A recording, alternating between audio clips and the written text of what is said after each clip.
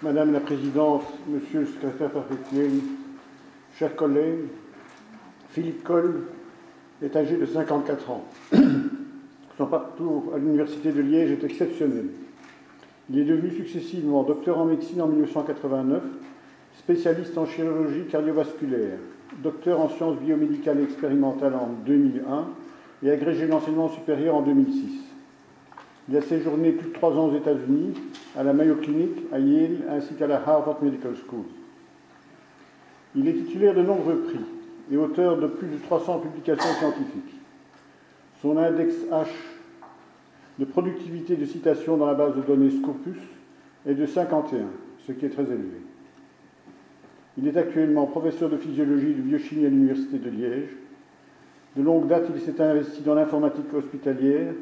Il dirige depuis 2009 le département de gestion des systèmes d'information au CHU de Liège. Les travaux de Philippe Coll en informatique hospitalière se sont inscrits dans la durée, car depuis 2000, il a vécu toutes les étapes de l'accélération de l'informatisation des activités de soins de santé et du développement du dossier patient informatisé. Dès le début, il a perçu l'importance des problèmes de sécurité et de confidentialité des données médicales. Il s'est efforcé d'y apporter des solutions pragmatiques et durables.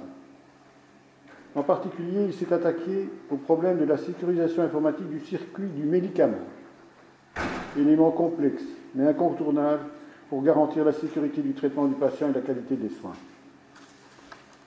Vous le verrez avec son équipe de recherche et ses informaticiens, il a relevé ce défi avec succès dans le cadre du modèle EMRAM, Electronic Medical Record Adoption Model, de HIMSS Analytics, un organisme indépendant qui effectue des évaluations dans plus de 2700 hôpitaux en Europe. Le référentiel EMRAM mesure à l'échelle mondiale le niveau d'informatisation des hôpitaux. Il est composé de 7 niveaux. Grâce aux travaux de Philippe Coll, le CHU de Liège a atteint fin 2016 le niveau 6 de l'échelle, le deuxième hôpital belge après la KUL. Il devrait atteindre le niveau EMRAM 7 en 2019. Considérant que le professeur Philippe Coll a, par ses travaux et ses recherches, contribué de façon originale à la sécurité des systèmes d'information de santé en Europe, et qu'il continue à œuvrer à cet idéal, l'Académie royale de médecine de Belgique lui décerne aujourd'hui le prix international Assis d'un montant de 5 000 € sur la sécurité des systèmes informatiques de santé, et je l'invite à présenter son travail. Merci beaucoup, Madame la Présidente, Monsieur le Secrétaire perpétuel, Mesdames et Messieurs les membres de cette compagnie, Mesdames et Messieurs, chers collègues, chers amis. D'abord un grand plaisir pour moi au nom de l'Université de Liège et du CHU et de mes différentes équipes du département GSI de recevoir ce prix, c'est un grand honneur. Le patient est évidemment au centre de nos préoccupations et nous devons pouvoir accéder à son dossier patient informatisé de manière sécurisée. Ce dossier doit être unique et nous devons pouvoir y accéder à tous les endroits de contact possibles avec le patient. Nous avons cette nécessité ou la nécessité de générer cette information à partir des cabinets de consultation, du bloc opératoire, du tour de salle, de la chambre du patient, du secrétariat, que sais-je encore, des laboratoires, et nous avons également la nécessité de devoir accéder à cette information depuis l'extérieur de l'hôpital, voire de donner la possibilité au patient d'accéder à son information progressivement.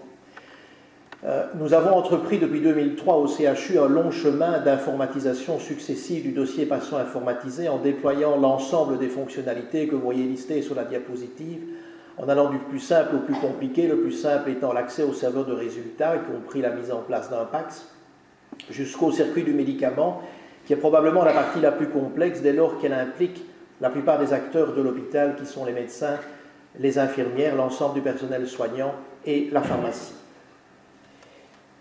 Comme le professeur Roger France vous l'a dit, IMSS, qui est une société au départ américaine et qui travaille de plus en plus en Europe, a mis en place depuis une quinzaine d'années des référentiels analytiques, dont le modèle EMRAM, Electronic Medical Record Adoption Model, qui s'échelonne de 0 à 7 en fonction du degré de maturité du déploiement du dossier patient informatisé. Nous avons atteint au CHU de Liège en 2016 le niveau 6, nous sommes donc le deuxième hôpital en Belgique après la VUB en fait à l'avoir atteint, et nous espérons atteindre d'ici un an probablement ou deux le niveau 7.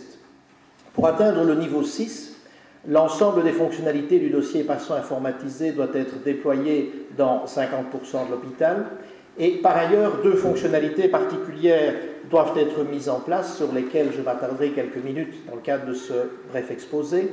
D'une part, ce qu'on appelle le système d'aide à la décision clinique, le Clinical Decision Support System, et d'autre part, la boucle fermée dans le circuit du médicament, Closed Loop Medication Administration.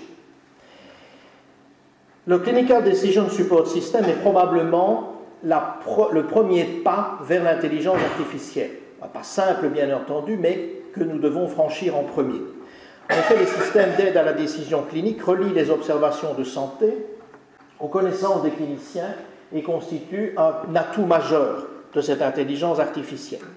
Un exemple, en consultation de pré-anesthésie, un certain nombre de questions simples vont être posées aux patients: anémie, indication clinique, prise de certains médicaments dont les hypoglycémiants, les hyperglycémiants, le type de chirurgie, et en fonction de cela, l'algorithme va recommander telle ou telle prescription de manière systématique, ce qui est particulièrement intéressant, je pense, dans un hôpital académique. Deuxième élément particulier du système de Clinical Decision, c'est cette aide à la décision dans le cadre de la prescription du médicament, Computer Physician Order Entry, dans les hôpitaux anglo-saxons. Et le système permet aux prescripteurs d'être avertis dans les situations suivantes, par exemple s'il y a une allergie, s'il y a une insuffisance rénale, donc il y a un lien direct, bien entendu, avec les résultats de biologie clinique du patient, ou une insuffisance hépatique, s'il y a une interaction possible avec un médicament déjà prescrit, si c'est une femme enceinte, si on a atteint la dose maximale journalière, l'ensemble de ces éléments vont générer des interactions au nombre de 5, drug-drug, drug allergy, drug patient, drug doses and drug laboratory. Le deuxième aspect nécessaire et tout aussi important pour obtenir le niveau 6 de l'échelle MRAM est le Closed Loop Medication Administration, qui participe au processus de sécurisation et de la diminution du risque d'erreur, qui est fréquente et généralement plus fréquente que l'on pense lorsqu'on analyse en fait une période de quelques semaines ou de quelques mois, par exemple, dans l'administration des médicaments. Et nous avons mis en place depuis 3 ans à peu près au CHU 2 robots, robots de pharmacie. Ces robots sont pilotés par 2 éléments. Par la prescription qui est encodée par le médecin, nécessairement prescription informatisée et bénéficiant éventuellement de l'aide à la décision dont nous avons parlé, et par la disponibilité du stock des médicaments. Vous voyez ici un exemple de ces différents robots. Alors ces robots vont identifier individuellement chaque médicament, donc autrement dit chaque médicament sera pourvu d'un code barre à l'unité, c'est ça évidemment qui est important.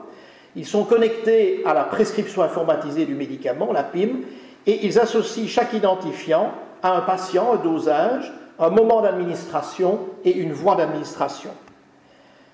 Ces médicaments, vous voyez que cette administration est beaucoup plus sécurisée et remplace évidemment l'ancien système qui consistait à prendre les médicaments manuellement à la pharmacie et à les mettre dans des petits casiers qui allaient ensuite être acheminés de manière quotidienne ou 2 fois par semaine vers l'unité de soins. Et à l'heure actuelle, nous avons des armoires d'étage informatisées, mais qui sont reliées à la PIM et qui ne peuvent délivrer, en dehors de situations d'urgence bien entendu, que des médicaments qui sont prescrits.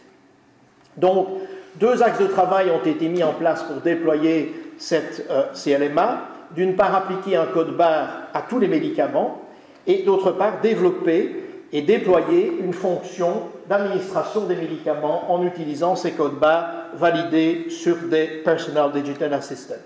Donc brièvement, le principe consiste à ce que chaque patient hospitalisé est muni d'un bracelet avec un code barre, c'est son identité. Chaque médicament est également code barré et l'infirmière, juste avant l'administration, va réaliser un cross-matching entre l'identité du patient et l'identité du médicament. Et nous vérifions les 5 droits: the right patient, the right drug, the right time, the right rows and the right route. Et si un de ces éléments est erroné, le système l'indique, il y a un message d'alerte et il y a un son d'alerte également.